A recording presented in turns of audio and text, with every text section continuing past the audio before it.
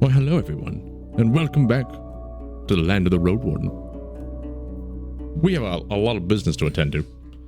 Now heads up, I am a little bit sick today, but I wanted to get an episode in. So it may be a shorter episode. We're going to see how long my throat can handle it. But I really want to find out what happens in this story.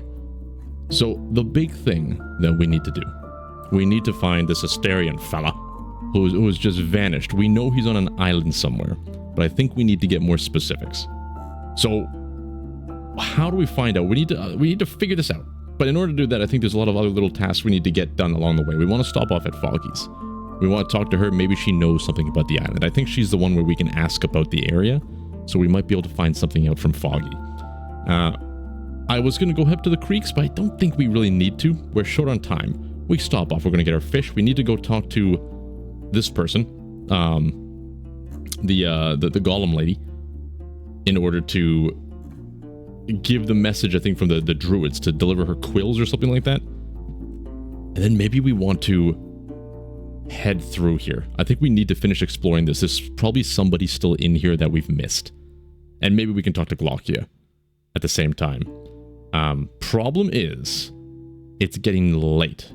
So I don't think we're going to be able to go through here from this path. We may have to make our way down here, stop off at Pelt to the north, and then possibly kind of come around and go through this gateway. That might be the quickest way to this section, because then we can sleep before we go in. Well, let's see what happens. I really hope we can get this game properly done within the 40 days and I don't end up missing something, but I'm starting to be a little bit concerned. I didn't do a big search or spoiler, but I saw that some people were able to get to certain places by like day 7. So I'm pretty far behind, I think. Alright. Let's enter the tavern. Oh, we got lots to talk about. This is good. This is good. Have some things I'm willing to part with. You want anything? No? Alright. Alright. She doesn't trust me enough to tell me what she knows about Asterion. Like, come on, Foggy! We've been working together for some time, but maybe this is going to make it work. I had a talk with Aeson. She encourages you with a smile. And what did he say, love? I tell her that the deal is off. I mentioned that he wanted me to lie to her. I think we want to be upfront with Foggy. I was thinking about it the other day, like, why we don't want to lie and do all this kind of stuff. Foggy's been there for us. She's been cooking us stews all the time. I mentioned that he wanted me to lie to her. Let's do it. Let's be honest. She walks around the hearth like a bear in a cavern, dusting the shells with a wet cloth. She keeps silent for a minute or two, then throws the eggs into some jars, knocking them on the ground. Her loud words cover the cracking sound. So that's how it is. Her tone remains in control. She puts her hand on your shoulder, looking into your eyes. I appreciate your honesty. She hands you the cold pieces of bone. Here, your dragon. She steps away, looking through the window shutters. There will be consequences, she announces, lowering her voice. Ho, ho, ho, ho, ho. It unlocked it. That's what we need. Who cares about these people? These people and their rivalries and their capitalism, or whatever it is. We gotta find our boy Asterion and find out what happened. White marshes won't be overtaken by its undead. He did. She waits for your nod, then bursts into laughter. Splendid. Tell me everything, love. Right when you start, she gestures for you to sit down at the table and uses her hand and spells to pour both of you a cup of dense mead. She listens patiently, then leans away, scratching her chin with her wrist. When I was younger, we had it easier than you do now. Her wide grin carries more charm than playfulness. Before the war, there were all these patrols, wardens, monks. Not many folks were eager to solve their issues with force. We, adventurers, only asked for a target and the pay. No one asked us to judge human hearts. I don't envy you. She points at you with her cup, trying to hold both an axe and your wits, but I'm glad you do well with them both. Well, thank you. I have some questions about the Peninsula Island. I think I did this before. High Island. High Island may be big and rich, but its volcano is too much of a threat. I want to know about High Island. She leans forward, but her voice seems to be incapable of a whisper. You don't plan to swim there, do you? You won't get there without a boat. And with a boat, it's still a dice roll. There's always a drunk or two in rocks and howlers who says they've been there, but it's all rubbish. They hardly touch the island's walls. You try to pressure her a bit, but don't learn much. She claims that it's high above the sea. on the top of a wall-like steep cliff, and a rope may not be enough for one to get to the top. From time to time, a pillar of smoke flies out of the volcano center of the island. The whole place is green with animals as great as dragons. Could it store treasures, like the folks say? Maybe. But no soul knows where to look for them. For all I know, some child started a tale and played with everyone's desperate dreams. That seems like the place we gotta go. Because Asterion, he was looking for some kind of treasure. And it makes sense he's going to go to this place. And I think we even learned that Glaucia wanted to help him. Yeah, Glaucia, the leader of the bands, was aiming to help him, so she was probably wanting some of that treasure for herself as well. Thanks. Alright. Oh, we got new stuff about High Island. Try to remember, maybe there's something you know of who's been to High Island. She rolls her eye. Dear, you're putting your fingers into the wrong stew. You're ready to change the topic, but she sighs loud. You're ready to change the topic, but she sighs loudly, and then almost whispers, asked Navika from Gale Rocks. All right. Tell me about Asterion. She observes you with the patience of a statue, then sends the one-handed man outside with a nod. After a minute, she brings from the basement a simple package covered with wax, tied together with a couple of cords. She removes them in silence. The scent of honey fills the air. Honeysuckle. She raises a dark cloak, green like trees covered by shadows. The shapes of leaves are embroidered on the surface with a silver-like thread, from the hood to the very bottom. They are the size of your hand, spread sparsely, elegant. Each one is different. It's heavy, most likely rainproof, but the inner layer is downy, made from lamb's wool. Every scrap of this garment was touched by a master. There's magic in it. Foggy's voice is solemn. Keeps you warm at night without a fireplace. Makes rocks feel like fur. Why did he sell it to you? He needed dragon bones, was planning to travel somewhere, needed coins for a boat. She folds the cloak and packs it again, tying the cords with her thoughts. I told him to look for it in Gale Rocks. You wait for her to go on, but she changes the topic. I wanted to sell it for 50 dragons, but if you're interested, we'll see. I won't ask for a fortune from a friend. Ooh. Where was he heading? I told you everything I know, love. She holds the package with her elbow. Take it from here on your own. Okay, like we know he's going to the island, and we already knew Navika will be able to make us a boat, but Navika doesn't tell us anything right now. So I don't know if we've actually progressed or not. But maybe we can directly talk to Navika now. I need to buy something. Can we buy... Oh, Asterian's cloak. Oh, we can buy it, but we're going to need money for the boat. Its magic warms up the shell and helps to fall asleep in any conditions. I wonder if this is going to be worthwhile. But I don't know how much a boat's going to cost. And I think we're going to need the boat to progress to the end point of this story. So we're going to hold off. We're going to hold off. Oh, I want that so bad, though. Let me know if there's anything else you need me to do. She sighs and nods toward a wooden cask that's under the table. It's no longer than your stomach. I was planning to ask you to take it to White Marshes, but I guess that won't happen now. It's a mighty fine strong cider. Brewed it myself. If you wish so, I can sell it to you for, well, maybe 4 dragons. It's worth more, but won't last long until the winter. At best, you could try selling it somewhere else. A cask of cider? You know what? Might as well. This one I think we can invest in because we can get some money off it. We spent $4 for it. We got to remember that. Let's do a quick save. Okay, time to go. The Forbidden Island. You've found enough clues to believe that Asterion has traveled to Highland northwest of the peninsula and hasn't been seen ever since. So far, you know almost nothing about this place. I need to ask the locals about it. So we probably just got a whole bunch of dialogue options unlocked. That means we gotta, like, stop off everywhere. Maybe the creeks is worthwhile now. It's only 45 minutes away. Let's do it. We gotta stop. We gotta talk to everybody. We must find the path. We don't need to approach the shallow creek. Old Hava. What do you got for us? A chakan?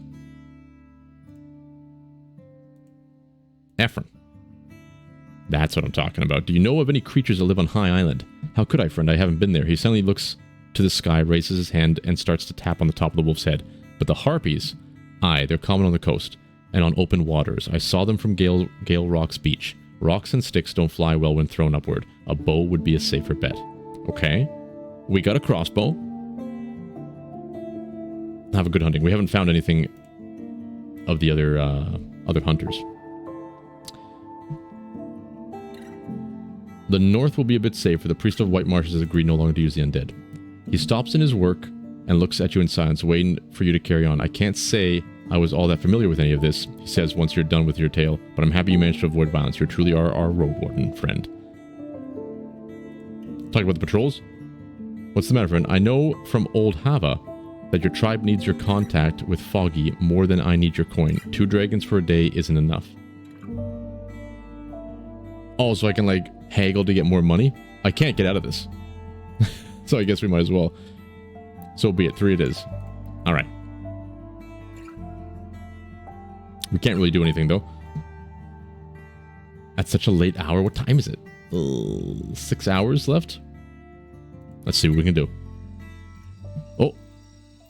You ride by a patrol from creeks that are escorting a car loaded with timber. They greet you politely, mentioning the growing safety on the roads. As you ride further, you notice a fresh coat of pebbles covering the muddier scraps of the trail, the trimmed shrubs, and the clear tufts of grass. From now on, it should be easier to cross the path between Foggy Lake and the village. I'm making a difference. Put your hand in the air, twist it around, and pat yourself on the back. We've done it. 3 fish. Set the fish trap. Copper ore? I still don't know what to do with this find. I want to tell other people about it. I don't want to tell Howler's Dell, though. Their paces are shot. Should we stop off at the cabin? No, I think we go straight there. We have 5 hours. We gotta go straight to the secluded residence. I enter the yard. Look at that. Perfect timing. Have you ever heard about High Island? But of course, she says right away, but then leans away and glances at your boots. Though I didn't pay much attention to the monk's tales. She brushes her dark hair with her fingers, asking you to give her a moment. She doesn't share much with you. High Island is the largest island that's somewhat close to the coast, but its huge volcano makes it a worrying sight. It may be covered with green forests and hills, but no tribe aspires to claim it. You may want to ask Foggy. She loves tales of weird places. We've been there, we've done that. Great changes are happening in the west. White marshes are free. She starts to twirl her hair and looks first at you, then at the clouds. I knew about a few empty ones there, but was it really much of an issue? The tribe would burn the corpses once they stopped needing them. After you describe the way of the situation, she grunts in approval. I was wrong then. Soon after you carry on with your tale, she lowers her head and takes a deep breath. I've heard enough. I was asked to deliver the writing quills to the monastery. Then you're in luck. They're ready. She opens one of the heavy doors to her house, and you catch a glimpse of the messy bed and a floor covered with clothes. She returns after a minute or so. Here, she opens a small leather case and puts out the quills, a mix of translucent grays and whites. You step closer and reach out for them, but she keeps holding them. Why do you aid the monks? They're a rather grim bunch, aren't they? Some nasty rumors are in the air. Her grasp is strong. Her eyes meet yours briefly. I want them to destroy the person in Howler's Dell. I want them to be destroyed. What do you mean by rumor? It's a job to help me find Asterion. You're also working with them. What do you mean by rumors? She releases the case with a frustrated grimace. What do you mean by what do you mean? She's pretty good at mimicking your accent. What is it that you haven't heard? That the monastery brings sickness and nightmares, that the monks have the village in their bandit grasp? That the prelate crawls in the caves like a beast? The prelate! The prelate! Her gaze softens when the two of you exchange looks. I'm just glad they sent you here. I'd be glad to teach my golems to speak if it would spare me the sight of the nasty monastic robes. You glance at her own nasty robe, though she doesn't even notice it. I'm looking for Asterion. She looks in the distance, holding one arm across her stomach and twirling her hair with the other. I should smoke aught, or at least gather wood. The summer's almost over. I can't spend any more time here, or we're gonna get stuck outside. But I could help you with that. She glances at you, but it takes her a few breaths to answer. We've no time for it. Yeah, that's right. Wardens never do. Neither do enchanters. So she lets out a long exhale. You're somebody who puts action first. Asterion was the same. If aught happened to him, don't let yourself fall too. Her description of his appearance matches what you heard from Tulia. Don't be deceived by his height, she adds. He brought me herbs guarded by a bear folk. Not many could match his spear and bow. In return for his various favors, I shoved Numa into his cloak, making it as warm and soft as the pelt of a white wolf. Best sleep in my life. She raises her daydreaming eyes. Her voice grows confidence. If Asterion is still here, I'm sure he still has the cloak. It's green, has a light hood, and embroidered leaves. We know where that is. Foggy's got it. Soon before he vanished, he was anxious, tired, unkind, but from a heavy heart. He didn't explain, I didn't ask. He rested at her place for a few hours, healed himself with magic, and prepared his equipment. She shows a surprising memory for details, but not especially useful ones. He told me he was going to start a great journey, and that he'd bring back many stories, but he was afraid. I know he was. Did he ask for anything weird before he left? Maybe he wanted something?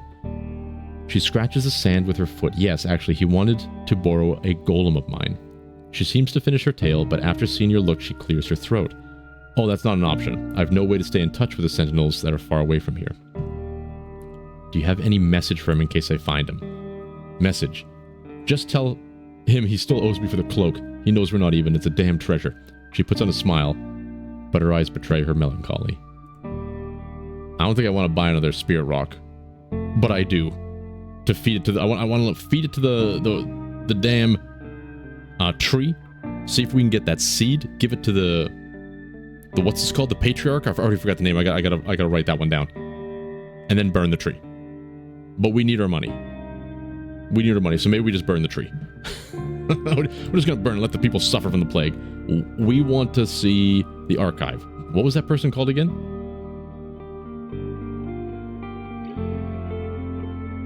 It should highlight it, right? Unkind in here.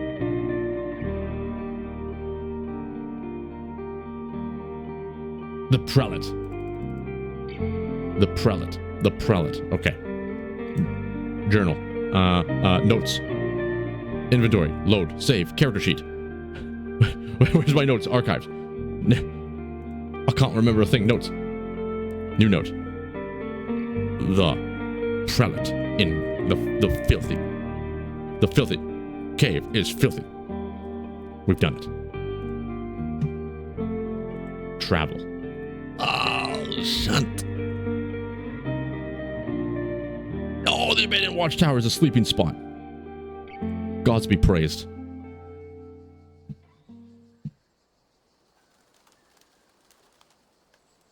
I enter the tower.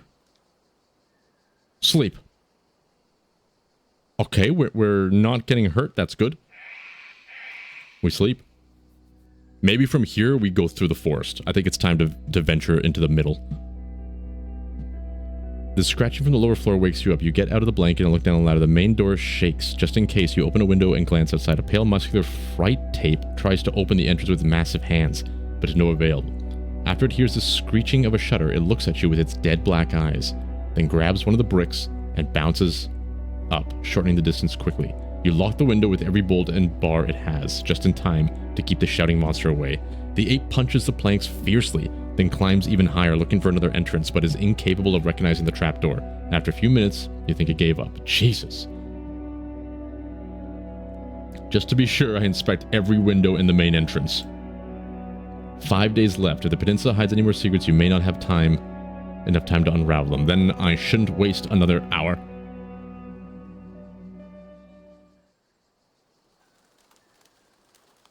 Travel. I think it's time to move through. We're gonna have to make it all the way to the other end. Let's eat. Food rations. Ooh, it's a roasted fish. It only increases nourishment by 1. 2. I'll eat the fish. Boom. We're full. We're masterfully full. A small healing potion. I think we're set for the races. All right, we can move through here, do the druid stuff, and hopefully get some answers. Let's do it. Let's do it. It's now or never.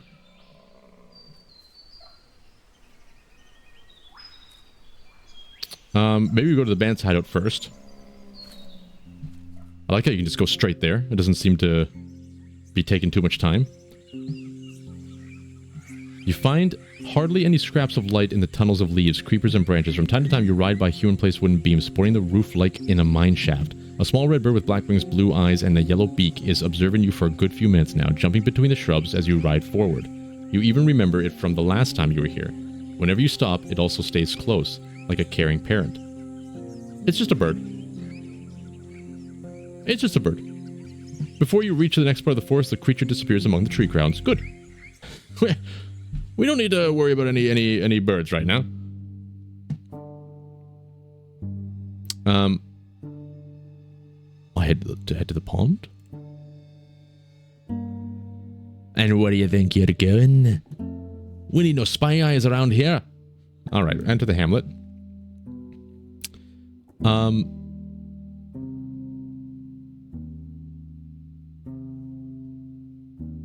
I can't tell her that we just cleared out. We just killed them. Like we just did your job. You're wasting my time, stranger. Really? We can't just say like, yo, all those necromancers that you're planning to like do an organized attack on the village, they're dead. Like they're dead. It's done. It's over. We just did your job. I can't do that? Screw this person. Jeez, Glocky is horrible. Alright, I take the narrow path south. I ride to a different part of the forest. So we're like here somewhere, maybe? Let's go to a different part of the forest. Ah. West to the gate. Let's do it. Every minute or so, you get lost in the dense wood. When possible, you stick to the remains of the beaten path, clearing the overgrown thicket that blocks your way. But it would take many more travelers to sustain such a trail. The land around you may lack greens, but is far from being empty. The fallen boughs and dead stumps are slowly devoured by ants and mushrooms, a web-like labyrinth of wooden walls. While the white termites, larger than your hands, continue their never-ending march. Their guards notice your presence, but simply form a warning line in front of their workers. The trees are taller than the temple in the city, with trunks resembling the legs of giants. The shadows they cast are like a carpet, and the few beams of light nourish the sparse bushes and ferns, the only plants that aren't choked by the rotting late summer leaves shaped like toothed squares as large as your face. Now that I'm more familiar with these parts of the forest, I may be able to find a smoother path. So far, the heart of the forest, not so bad. The forest gives way to rocks and green hills, but among the tall trees are numerous monkeys, sitting in small groups, loud yet shorter than half your size. They distort the green leaves with red, brown, white, and blue fur. As you approach their territory, their excitement grows. They climb up and down the trunks, sway on vines, jump between branches, or hang down, putting to use their long tails. They throw at you countless angry glances and grunts, but also cones, branches, and chestnuts. Ooh! A piece of their fresh feces lands close to Gordon, but the pack's aim is rather miserable. 2 precise shots from the crossbow should be enough to discourage them. I cover our heads with the shield. I need to endure it. I think we can just put the shield up. We don't want to start slaughtering these things. We're not here to do that. Oh, we got a little bit dirty. We got a little bit of poop on us. You ride through the avalanche of missiles, and while the eyes and foreheads of both you and your palfrey are covered, you both experience some painful hits as you move forward. Thankfully, the monkeys don't chase you for long, and after maybe a minute, they stay at the edge of their home, only yelling at you. I take a deep breath, noting to myself that I should clean my shield if I pass any streams. Easy. The air in these bright, arid hills is much drier than in the woods. Down below, among the humble meadows, you spot a stone plateau, on top of which a group of bipedal creatures is feasting on a large carcass. From what you can see, only a few of them would reach your knees. But as the pack notices your gaze, it starts to regroup. I tether Gordon to a tree. I can handle a few bites from their tiny jaws. I'm not looking for a fight. I stay on my track. For now, I just observe them. Bipedal creatures are feasting on a large carcass. It's not giving me any tips of the hunters. So I feel like I'm just avoiding all these instances. We might be missing some valuable stuff along the way.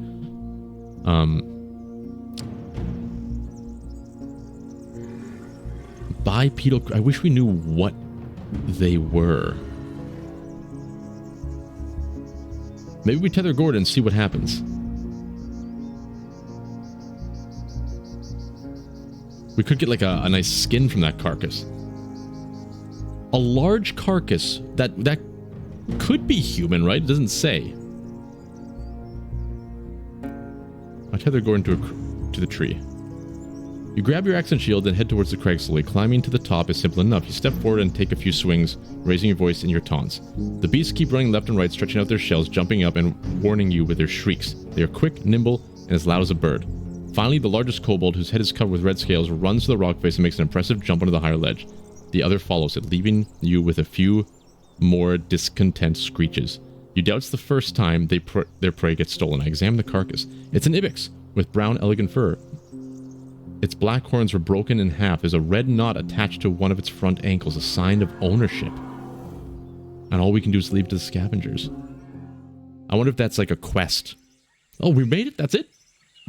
There's fresh blood on the road, but the trail leads into the deep bushes.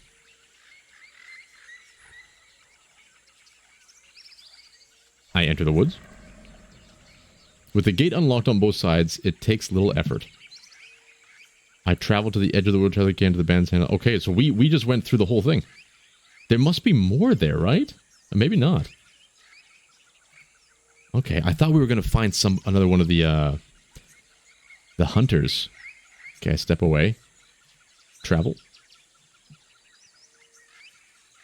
Alright, from here... Oops. I don't know if we're ready to go all out on Howler's Dell, but we might as well stop off there. I definitely want to talk to the monks of the monastery as well about the stuff we learned about Asterion. Let's head up here first. See what we can figure out.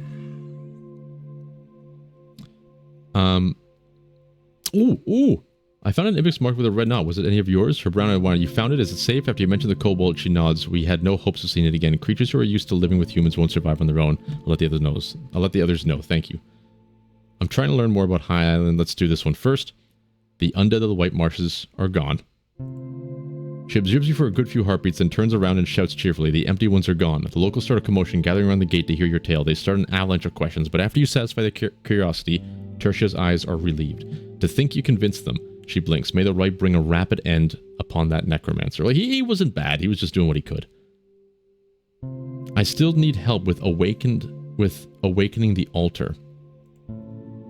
There's determination in her eyes, and my neighbors are willing to give away the last treasure they own. And trust your warden. After a few moments, a small metal object is thrown toward the ground of the people. You catch it before it lands on the ground at first. You're not sure what you're looking at. It's longer than a finger span, but thin, finished with a flattened edge for cutting. It occurs to you that it's a simple chisel. I say nothing. We take it. You heard an elderly man. It belonged to my son, the greatest sculptor that's ever lived in Old Pagos, to Right's glory and our great joy.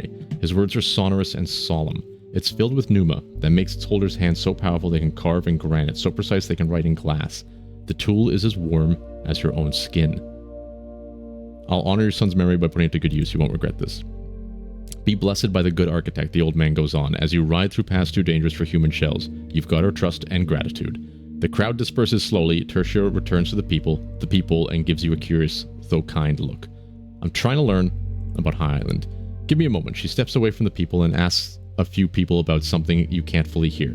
Once she's back, there's no joy in her eyes.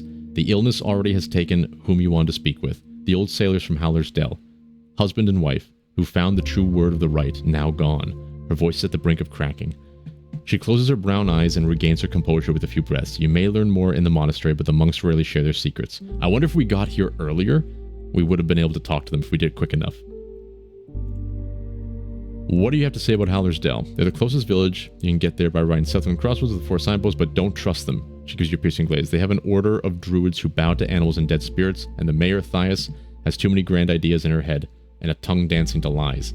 10 years ago, she tried to tie the tribes in the north with a pact, yet wanted to grasp all the wealth, telling us we would pay her for protection. Her laughter is as hollow as her soul. Don't let them cloud your eyes. They have food, riches, meat, and pretty houses, but all those who carry poison, and this poison is what leads them. White Marshes. You know that rotten place better than any one of us. Such a deceiving name. This fear in her eyes, her voice raises. We refuse to trade with them, even before that priest called himself a prophet. They swim in death and will soon drown. You ask her a few questions, but most of her words are little more than an ardent condemnation. Gale rocks.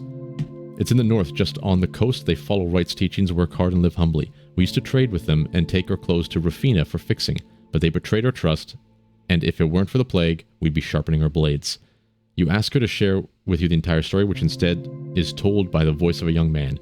He claims that his group was transporting a statue ordered to the tribe of Creeks, yet during their stay in the tavern at the northern road, it mysteriously disappeared. It must be bandits doing, adds Tertia.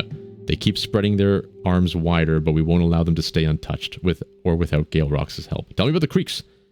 I don't know much about them. It's a small village in the Far East, younger than me. They came here as refugees from the war, and now hunt for wild meat and pelts, but have got almost no dragon bones to spare. When they tried to get our bricks, we had to refuse. You ask her for a few more questions, but she cocks her head and gives you a bored look. We've got little reason to travel so far, and they wouldn't be great neighbors or friends. They drink a lot, hunt for sport, die often, and give birth to many children. I wouldn't rely on them. That's all we can do. Okay. We still learned some greatness there, and we got... I'm happy we didn't buy that rock from old Eudocia.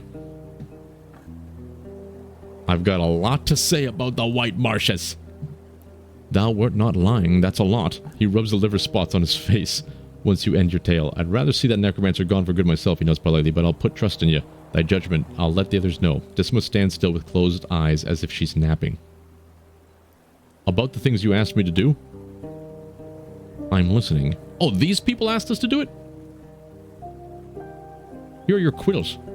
He tells you to wash the outside of the case in a bucket, then to put it on the ground. After you move away, he picks it up and opens it gently with his bandaged hand. He greets them with a wide yellow smile. So our deal was about a potion. Right. He pulls out a small earthenware bottle. It's a good one. It won't fix a severed arm, but shall seal a wound. He puts it on the ground and takes a few steps back. Well done. Tell me about High Island. Then it was wise of thee to visit our order, he chuckles, but I'd rather save such knowledge for the worthy. Damn you, I've got no reason to just throw it away, you piece of shit. That's what you are, you piece of shit. We ain't got time for that. How do we get past this rock slide? I kind of want to go there first. What time is it? To see if we can use this weird chisel thing to, like, just cut through it. Damn it. These damn seagulls. Let's go to... We might as well stop off at Howler's Dell. We might as well. We're not going to confront them yet. I enter the village. I'm broke. You're not getting my money. Elpis, the druidess. I seek knowledge about the High Island. She doesn't trust me enough. Elpis. Well, I was already there. Bayan. Fancy clothes. I don't need your services. I go to the main square. Akakios. I bring goods to sell. Surprise me. A cask of cider. 5? Forget it. I'll drink it myself.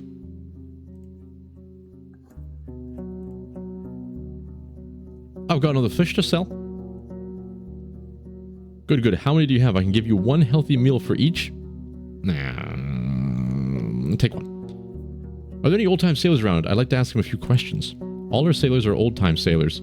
Nay Soul here has seen a ship in years, he starts with a chuckle, but then nods towards an elderly man who's resting by the table, rolling an empty mug and mumbling to himself. Try with him. Alright. Thanks. I approach the old sailor. He doesn't notice your approach until you sit down opposite him. He raises his chin. One of his eyes is brown, while the other is white from blindness, having only one ear, a broken nose, and a constantly open mouth. He looks like a soul at the end of a painful journey, but his voice is more amused than tired. And who fell here on my very own plate? You're the, the kid of... He pauses, leaning a little bit forward.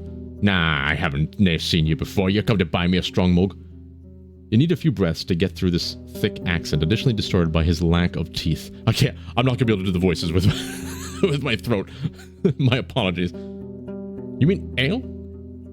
Sure, I'll pay the innkeeper to serve you. We'll do it. We wanna make sure. Do you want the cider cask?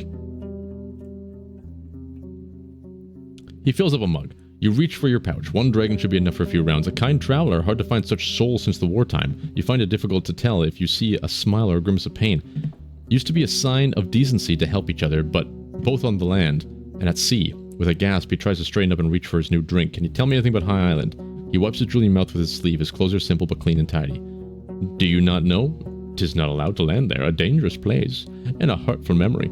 Just tell me, why? Why hurtful? Long before any of us were born, 'twas a home to an old tribe. One who lived close to land and spirits, but was chased and trapped like a hunted boar. And through not fault of their own, They were strong, but alone could not stop the emperors and the brigands. He tilts his head and narrows his living eye. You know what? You sound like a city folk. That's because I am one. I'm from Hoblivin, but through no fault of my own.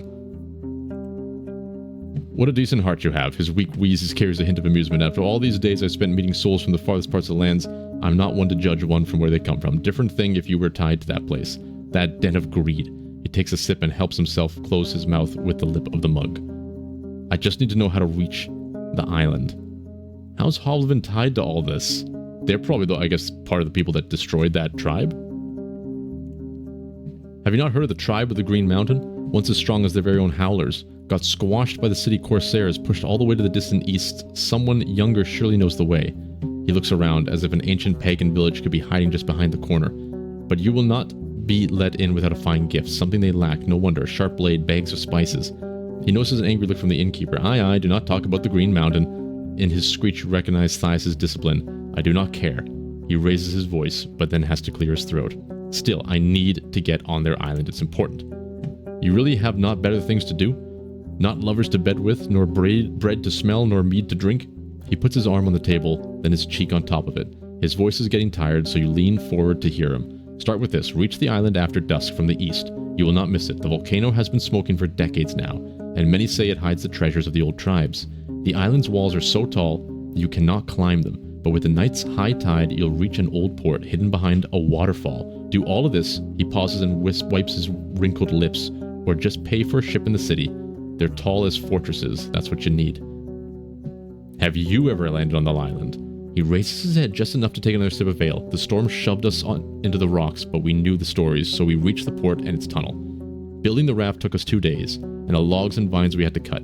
There were 5 of us at first. 2 lived long enough to hit the sea again, and only I reached the coast. My wife bled out in my arms. The beasts took us one by one. His voice gets even weaker. Not a spirit would hear our pleas in that cursed land. You think about a response while the sailor lowers his head again and closes his eyes. The dead one remains half open. Want my advice? He can't see your nod. The moon and stars cannot reach the island. You want to see anything? Take lights with you. Now ask me nothing more. Thank you for the help, and apologies. You're in front of the Ape Ale Inn. Wow. That is fascinating. Huge information. Look for the mayor. Just go right to them. So, tell me about this tribe of the Green Mountain. Might as well tell them about what we've done, see if that helps. You describe your conversation about how you managed to meet Arendis in the first place. Thias gives you a curious glance and her green eyes are keen. You don't find much joy in them. I'm used to being the one who has to fix everything around here, yet you've managed to stay a few steps ahead of me. She lets out a titter. I'll let my neighbors know. They'll gladly hear about your talents. Good. What can you tell me about the tribe of the Green Mountain? She opens her mouth, but needs a few breaths to respond. I compliment you for finding out about their existence at all. She rubs the back of her neck. I can't tell you much about them, to be honest. I wouldn't be allowed to, even if I wanted to. Ma! Hearing the call of a little girl, Thias flinches. It turns out the child is demanding a change of shirt. She points at a large stain on her stomach. What happened here? The mayor asks as she turns away from you to help the girl change, but doesn't wait for her response. I haven't spoken with the tribe in 10 years or so. As a child, I was told that one should never seek their home. She takes a look at her daughter. The new shirt is worn and dull as the old one. It's an old garment for adults. On her small frame, it looks like a baggy tunic. Very nice. Go play. She concludes absently and looks back at you, sighing with annoyance. My sister used to brag that she saw them once in the woods during their hunt. That they were wearing the faces of animals, looking like beast folk. She tried to make a mask of her own, but the druids told her to stop fooling around. Kids are liars, my father said. She lets out a quiet titter. Could I ask her a couple questions? I'm afraid she's with the forest now. A bolt of lightning hit her right in the head. Jesus. Sorry to hear that. My God. You surely don't avoid hard conversations, do you? Most city folk feel hesitant when they meet pagans. She smirks, but the hand clenched around her deer buckle makes you alert. Are you that open to strangers, or did the United Church loosen its grasp? I'm interested in who could take their place. The guilds and artisans, the army? I don't like the assumptions. I don't enjoy spending time with pagans, but I'm willing to look past our differences. The United Church stands strong, and so does its laws. Hoblivin is still loyal to the Empress, even if she's not around. The Unites are matched by the new order of seekers, but nothing is set in stone yet. Soon after the war, the army had to take over and never let go of its power. The maritime trade keeps the city alive, the merchants honestly, I don't bother with politics. I think I'll do the first one. I'm willing to look past the differences because that kind of says we have a position on the matter. We're not just completely ignorant to everything and just saying like, you know what, I don't want to bother with it. This is more me. I don't want to bother with any kind of politics. But I think we'll go with this one. Her eyes shift from keen to angry. After a moment, she relaxes her shoulders, but also crosses her arms. Are we done here? Like, aren't you, like, praying to some blood tree? You guys are, like, literally praying to some blood tree of the forest for protection, and you're judging me because I'm saying, like, let's just keep things civil with the pagans and hear them out? Jesus! I don't even want to thank you. Can I just leave? Spit on the ground in front of her feet. Gathering your crew. According to what you've learned, you can only reach Highland by boat, leaving the coast during the day and landing at nighttime during high tide. A chance that you're going to find him there on your own is slim, so I need a boat and maybe a few friends or mercenaries. Oh, jeez. We got 5 days. That probably unlocked more conversation. So we have to visit everywhere again in order to see who's going to come with us. We got 2 hours. We can make it there and back. So they said something to the west, like the village was to the west. Does that mean there's... The pagans are on the other side of this mountain?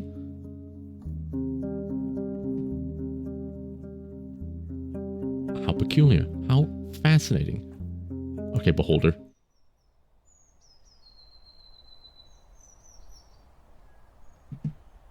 I approach the altar. I offer a magical item. The magic chisel. We're going to quick save. We're going to give it the chisel. We're going to get its seed. And then we're going to give it the withering dust.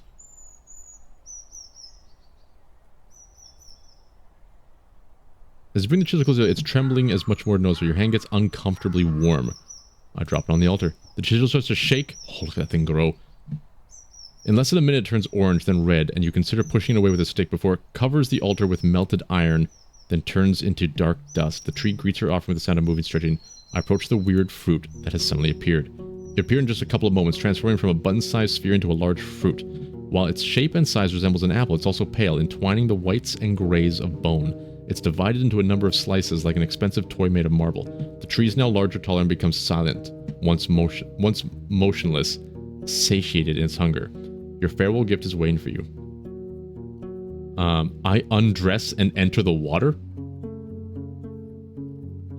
No. We are not going to have sex with the tree. The blood tree. I want to pick it up from where I am. A little dangerous, though. 30 minutes. You look for 2 long branches and required shades. The curved hooked net. Okay. All it takes is a single pull, like a whole bunch of splinter pull. You look at the tree, but nothing else grabs your attention. Put the tools away and hide the fruit sack. I approach the altar. I offer a magical item. Burn to oblivion. You raise the bag in front of you and realize if anything happens to it, you may not ever get a new supply of the withering dust. Oh. Do you think we might need this for the island? Hold on a second. Could this be helpful? A leather bag containing poisonous yellow dust which can wither any plant.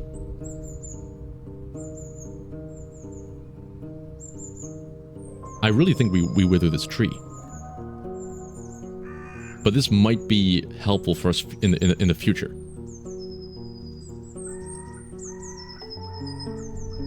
I'm gonna burn the tree. You spread the magical mist around the island. As soon as it hits the stone, it starts to sizzle and turns to ash. The tree greets you off with the sound of moving, stretching branches. Wait, what? It doesn't burn it? It doesn't burn the tree? It doesn't burn the tree? I thought that was gonna melt the tree. Okay, I may save scum on this one. I may save scum on this one. I think I misunderstood. Because that's just a full waste. I thought for sure that was gonna allow us to like offer to the tree and it's gonna wither. It says it's gonna wither any tree.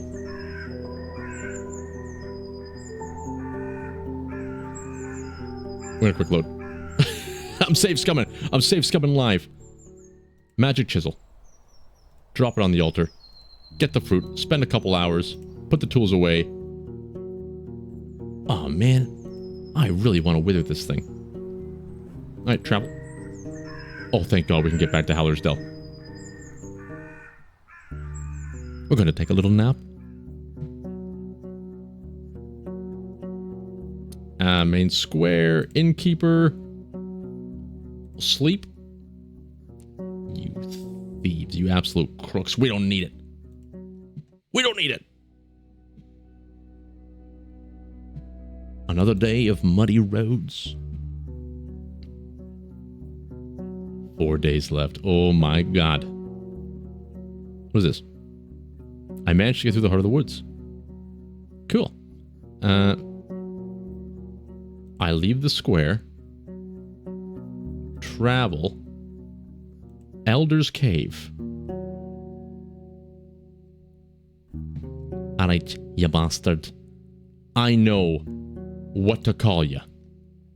The Prelate. What are you talking about, your name? Oh, who are you? Who the hell are you? You don't understand. Maybe just Prelate? Oh man, they even highlighted that in white as if it was like a main character's name. You bastards. I think for the Thrices, Naya no Shuri. He looks into your eyes challengingly, so he's done not a thing wrong and was rejected not for his faults, but for what's beyond his control. His desire is that of a sick, lonely soul. The strength in his voice starts to dwindle, but no one can pluck it out with words alone. In his heart, he's sitting at one branch that connects him to his ancestors, but the truth is, he's been tossed aside. What he needs are new roots and to let go of his longing. A long pause as he looks at the spring, unable to hear its constant humming. Ever if you were to say to him, he won't listen, but once he seems lost, tell him I'm ready to hear him out, like in the old days. Oh, that's kind of nice. I helped another druid find cursed soil in Howler's forest garden.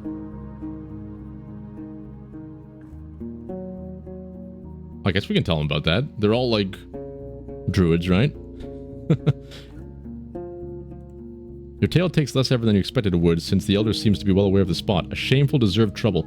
'Tis the tomb of a nightmarish object, but it does not belong to a human shell. The gathering is more than capable of handling it, though we can only hope they'll be eager to find a lesson in its endeavor.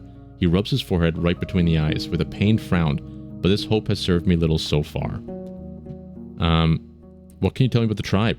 He scowls at you, then looks down the path. There's no reason for anyone to bother them, or to leave the safe paths. My island? His eyes widens. Come again? You move your lips slowly as you repeat your question. His look grows suspicious. Why would you head for that forsaken island? You explain briefly that you've learned about Asterion. The elder listens patiently, but then straightens up and raises his voice. Even his accent gets thicker, as if he's repeating an old sermon. The feet of the living have nothing to find in these ancient woods and their ruins. 'Tis but a graveyard of a tribe long driven out, and their memories deserve to be either forgotten or shared by their descendants. He remains in the same position for another few breaths, then lowers his shoulders and scowls at you. City spies ought to forget it even more than most. I have the fruit that you told me about. He straightens up and takes the fruit gently, then carries it to the cave. When he returns, he bows his head to you. I'm astonished, traveler. I am. It must have taken a lot, but we're almost done with it. Return to me once you're ready to take me to Old Pagos and back, but not later than the early afternoon. It may help us push away the wild animals, but I'll be too weak to protect us from the creatures of the night. We need maybe 6 hours. I think I'm ready. Without a word, he walks to the mill door and leaves you alone for a few minutes. Once he returns, he holds a red staff and a linen bag. He's back in business, which he gives to you. I'm old, you'll carry it, he states, matter-of-factly. He's changed into similar pants and a tunic, but their greens, blues, and reds are lively. You don't see any stitches or patches. Still, he looks like an old commandant, not a priest. As you lead Gordon down the path, there isn't much of an opportunity to speak with the old druid.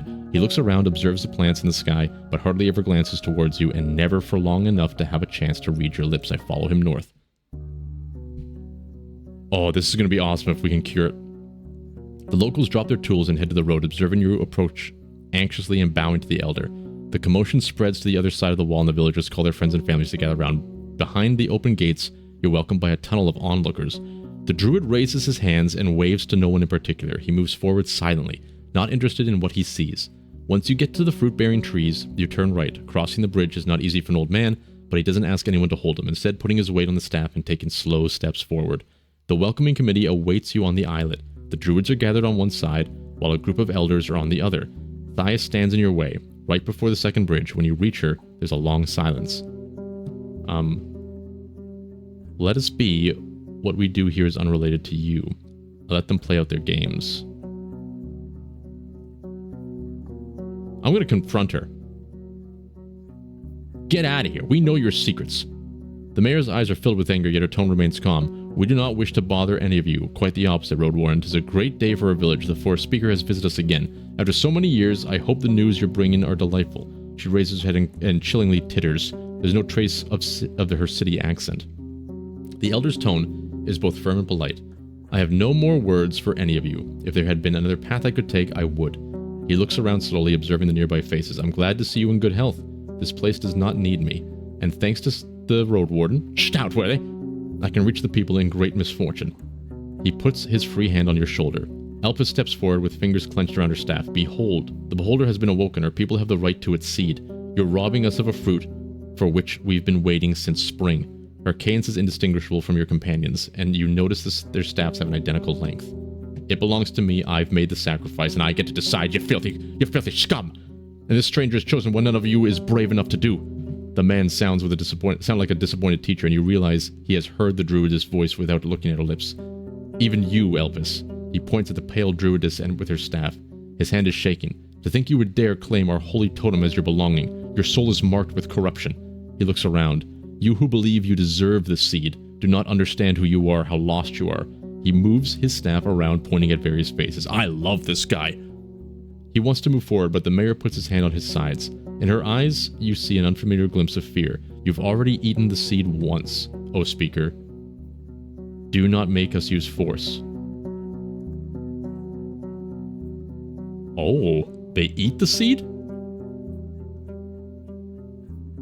Uh-oh. He knows what he's doing. A good minute passes by before the elder speaks again. My wife welcomed you into this world, Thias. I myself voted to use the seed to heal your weak bones. I cannot believe you have fallen so far. Our journey illuminates, no doubt. But you're but a brigand. Only you can hear his sigh. Enough of this, be gone. He doesn't wait any longer. He steps forward and the mayor gets out of your way, observing the two of you with fear and fury. You cross the bridge, then open the gate. The man returns to silence, but his back is bowed, shoulders drooping. We're almost there. I wonder if we should have done the confrontation before this. Maybe we could have put someone else in power. The man stops near the clearing and leans on his staff, contemplating the clearing silently. When I was but a brat, a bough was trimmed without a greater purpose. Nay, only for humans, both for the trees and land. Pinching the spirits was a misdeed. He turns to you, observing your lips. I've heard tales of great sages from before the days of the emperors who restored such lands with a single spell, brought them back to life, helped us find forgiveness, the right path. And where are these sages now? Those are just stories. He glanced at the dead trees, made up by those who dream of salvation, but do not know what they need to be saved from, who think there's a balm that will cure a soul, the fate itself. He resumes his walk. I follow him. This is getting good. The hills are bright and colorful. The tall grasses and flowers dance with the wind, unaware of the countless grasshoppers, butterflies, and mice that romp and prey among them.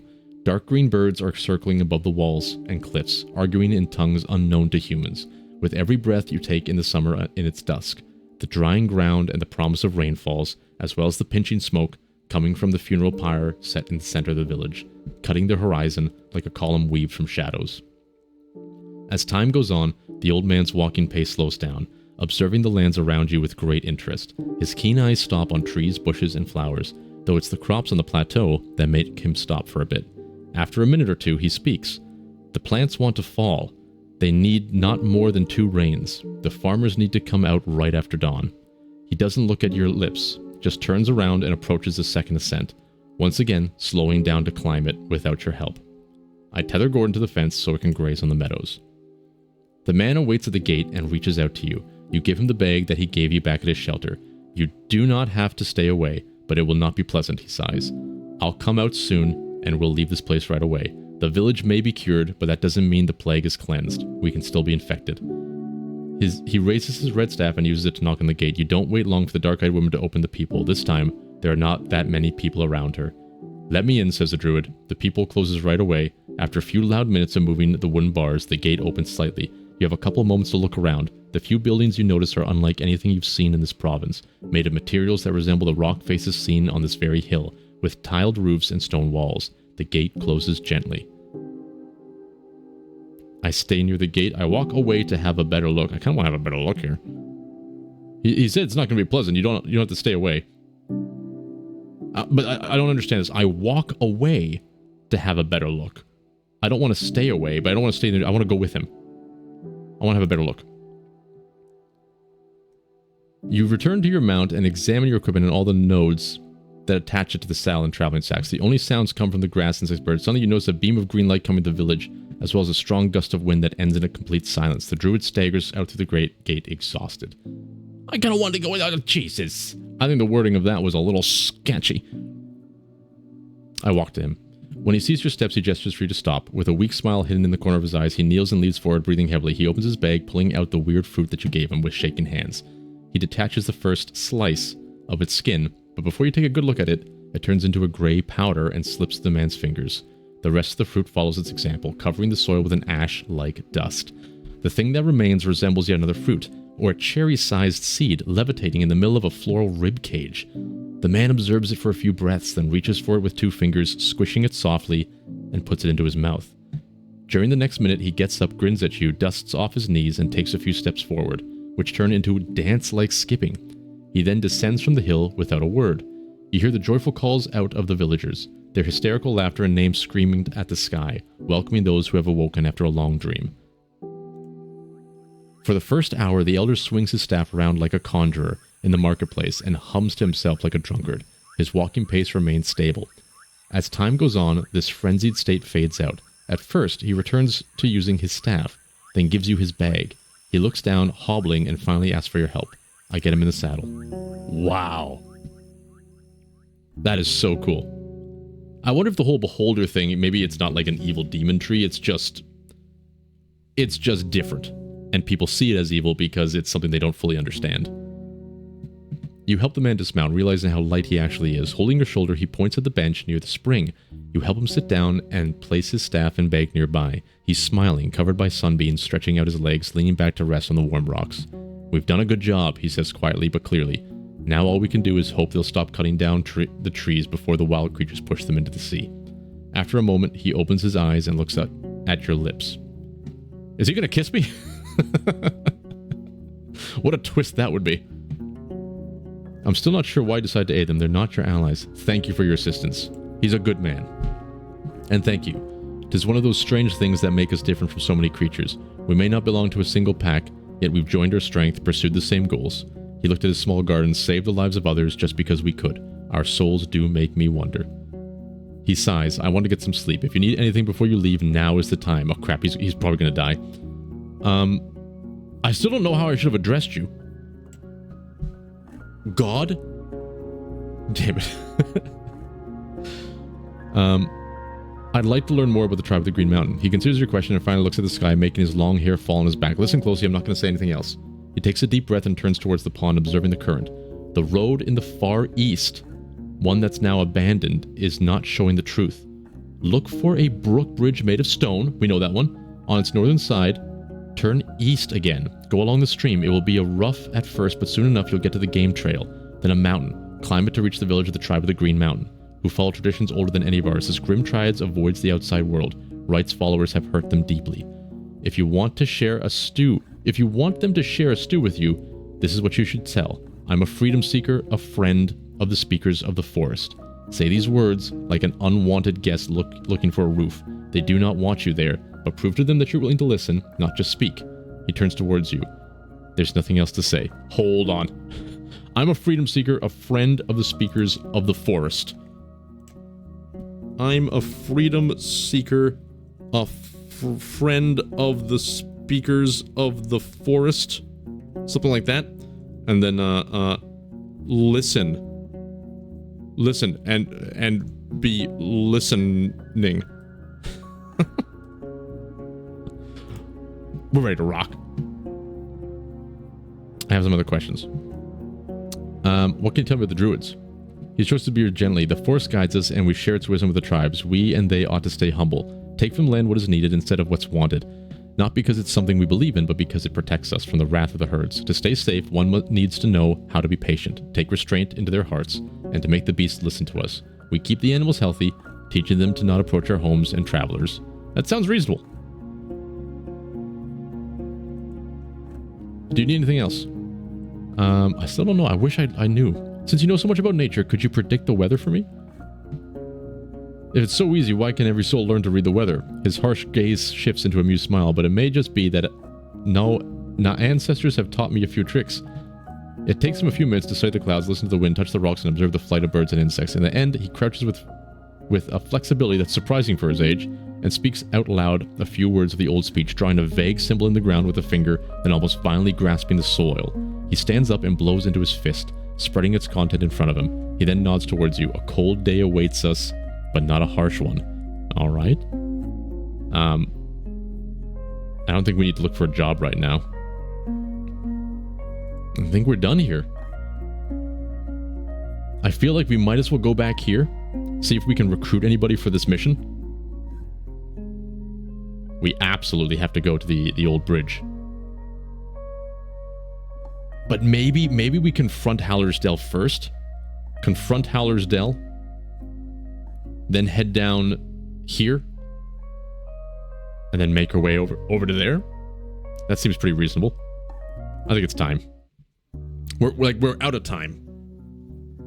So we gotta do it. We only got 4 days. Once you're done with the unpacking, 3 armed men show up behind you. The gamers are tightly fast eyes. She wants to see you. He's holding a large stone mace, and you'll come now. After you, then.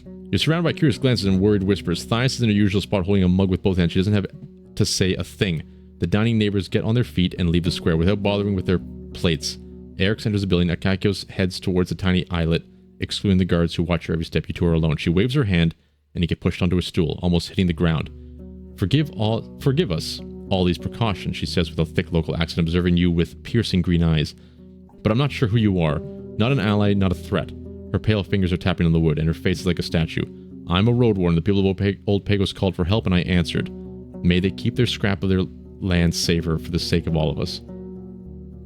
I wouldn't forgive myself for sacrificing this many lives. You can spare one magic fruit for them. I'm doing my job. Your view of the peninsula is off. You cannot help all of us, yet stay on the side.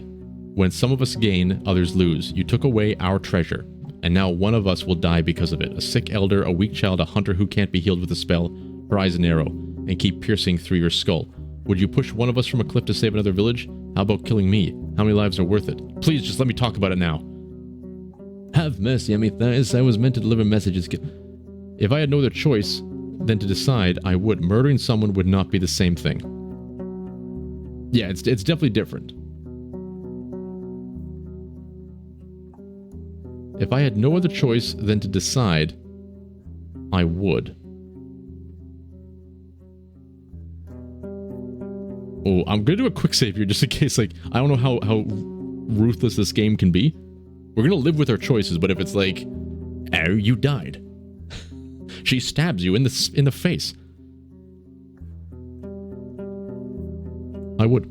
You think you are the one to make such calls at our expense? Knowing what you've done? Absolutely. I really hope, I wish we could confront her. I don't think they're going to let us. That we could not decide our own. She takes a sip from her mug, and after a few heartbeats, her eyes soften. At least her actions are based on conviction, not of a soft heart. But once these convictions cross my way, I'll cut the rotting limb off. Understood. Good, I'm not petty. She returns to the accent of her city folk. You can still enjoy your stay at a lowly village, she says with a sigh, and puts on her usual smile with a hint of smirk. We can still use your services. You may be a stranger, but at least you carry dragon bones. The guard pushes you away, and the people read it as a sign. They get back to their task and meals, avoiding the eyes. I look around. Okay, can I do it now? I'll bring goods to sell. 5 rings. Forget it. I leave the square. Let's go. She just humiliates us in front of everybody, acts all high and mighty, thinking that her lives are worthless. We now destroy them. I could offer Thias an alliance in exchange for my silence. I already did my part. I'm going to report everything to the city officials. Let them decide if they should. Nothing good would come out of opening. It's better.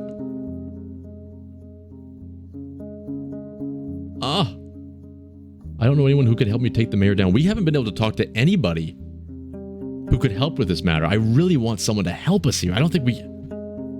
Maybe we don't do it yet. I'm going to report everything to city officials. Let them decide if they should get involved. I don't like this one either. I want to call them out. I want to have a conversation here. I don't want an alliance.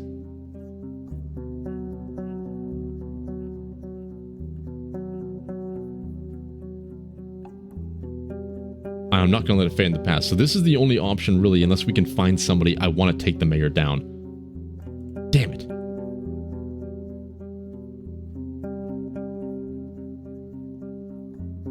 Help us. You enter the building. She's changed quite a bit. Okay. We are glad to see you. Oh. The fourth speaker had put us into shame, and we've discussed his words and deeds. Her voice is slow, but you catch its hesitation. We're grateful the village of Old Pagos will share the next summer with us. The lack of the seed will be a burden, but will bring us to brighter days. Awesome. I need your help. I know where I can find Asterion, but my journey will be difficult. Once you tell her about the island, she puts her left index finger on her lips, thinking, you've protected us from the plague, even though you had sacrificed sacred food. We do not care for this man, and we see you as a stranger. We will not help you on the journey. Well, go F yourselves. Considering what I did for Old Pagos, don't you think I'm worthy? New trader unlocked. You deserve the helpless spirit. She leans with her staff pointing at you from its top. But it'll only happen when I see you barely standing. To stay strong, one should eat, sleep, and rest. I could still use some help. I could still use some help, though. But I could still use some help. Alright. Bayan? Get out of here, Bayan. Main square? Akakios? Get out of here, Akakios. Eric's? Get out of here, Eric's. Thias? I don't want your fighters. I leave. Damn it. Can we make it there? Damn it. We have to sleep here? Disgusting. Alright. We sleep. We're not renting a thing. Alright, but I think I have to stop here. My throat is getting raw. Oh, but I want to keep going. I want to keep playing. This is getting so super interesting, and we have such a tight time limit. 3 days left.